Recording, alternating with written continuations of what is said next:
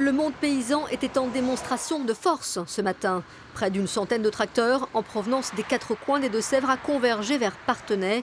Plus de 400 éleveurs sont venus dire combien ces aides européennes comptent dans leur équilibre financier. Depuis 40 ans, la quasi-totalité des Deux-Sèvres est classée en zone défavorisée.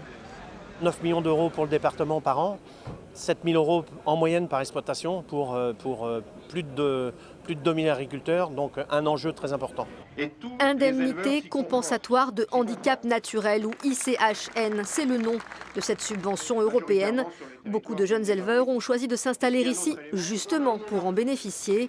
Alors, pour porter ce message de survie, les syndicats agricoles ont mis de côté leurs querelles habituelles. Les organisations syndicales ne tiennent pas du tout à ce que les Deux-Sèvres deviennent ce qu'on appelle, nous, la diagonale du vide, où il n'y a que des céréales entre Paris et Bordeaux. Moi, je pense que l'histoire, l'élevage a une histoire ici, avec des races qui ont permis aussi l'histoire de ce département, que ce soit la Ménanjou, que ce soit la Parthenaise, que ce soit ces races qui étaient très locales. Et moi, ça serait quand même une aberration qu'on puisse voir disparaître ça.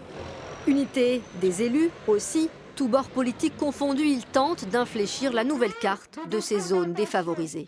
C'est une aide qui représente le tiers, parfois la moitié, des revenus des éleveurs. Donc si on perd ça, c'est plus la peine de nous faire des discours sur l'évolution des modèles agricoles, le maintien de l'élevage, la plus-value qu'il y a derrière pour toute l'industrie agroalimentaire et les outils de transformation, avec tous les emplois que ça représente. Le ministre s'est montré à l'écoute. Comme la préfète des Deux-Sèvres, il a reçu aujourd'hui des représentants du monde agricole et doit soumettre ses arbitrages à Bruxelles d'ici fin mars. En attendant, les paysans ont semé un peu de prairie sur le bitume en guise d'espoir.